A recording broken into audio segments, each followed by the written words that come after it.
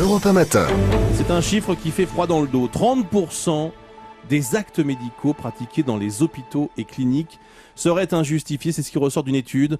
Alors que débutent aujourd'hui à Paris les états généraux des infections nosocomiales et de la sécurité du patient.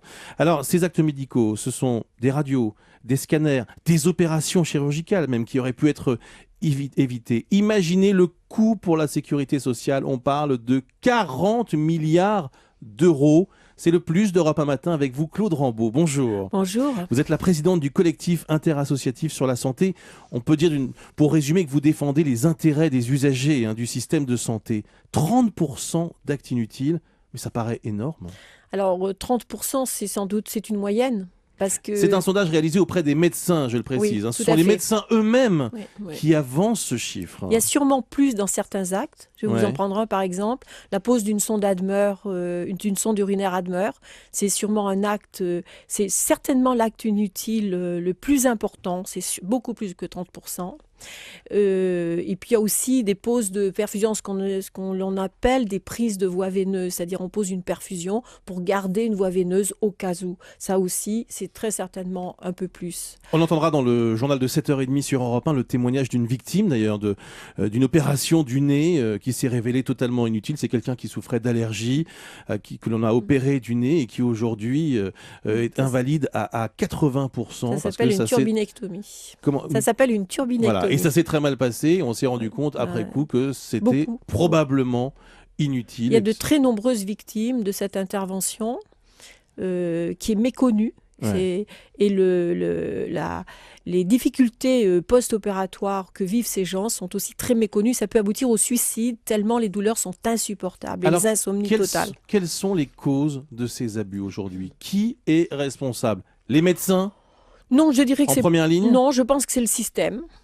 Je pense que c'est le système, c'est-à-dire qu'on n'a sans doute pas fait ce qu'il fallait pour éviter ce genre de choses. D'ailleurs, déjà, nous n'avons pas de dossier médical partagé entre les professionnels, ce qui fait qu'il y a beaucoup de redondance des examens, comme le disait Guy Valencien dans votre interview ce matin, beaucoup de redondance des examens divers, radio, l'examen de labo. Il y a une très mauvaise lecture des examens en général, justement, et parce que le dossier papier n'est pas suffisant, les examens se perdent. Nous avons un cas d'une patiente qui a eu 6 mois de chimiothérapie parfaitement inutile, simplement parce qu'on avait oublié de lire et de relire ces analyses qui avaient été refaites.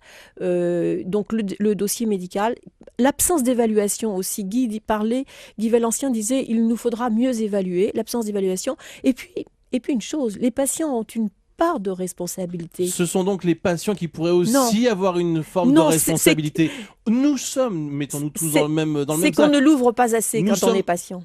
Mais ne sommes-nous pas trop exigeants aussi avec les médecins? Non, c'est simplement que les patients n'osent pas dire, n'osent pas contester, n'osent pas demander. Et il faut que les patients l'ouvrent. Les Américains ont une campagne qui s'appelle Patient Speak Up. Ça veut dire patient, ouvrez-la. Donc ça veut dire prenez la parole, parlez, échangez les informations et posez des questions. Et il y a une question fondamentale. Docteur, est-ce bien nécessaire? Vous ne répondez pas à ma question sur la pression des patients. Elle existe. Oui, elle existe. Alors, elle existe, mais dans des domaines bien particuliers. D'abord, le professionnel, c'est le médecin. Si le patient lui demande de le pendre, il ne va pas le pendre. Donc, le médecin peut parfaitement dire non, je ne suis pas d'accord parce que c'est dangereux. D'accord? Et oui, ça existe. Par exemple, dans l'obésité, les patients font une pression pour qu'on leur pose un anneau, qu'on leur fasse ce qu'on appelle une sleeve, c'est-à-dire qu'on leur ampute une partie de l'estomac pour avoir... Oui, là, les patients sont très demandeurs. Comme ils sont très demandeurs dans les médicaments de l'obésité, certainement dans le Mediator, il y a une petite part de ça. Qu'est-ce que vous demandez aujourd'hui? Moi, je demande qu'il y ait un dossier médical partagé entre les professionnels auquel le patient pourra accéder.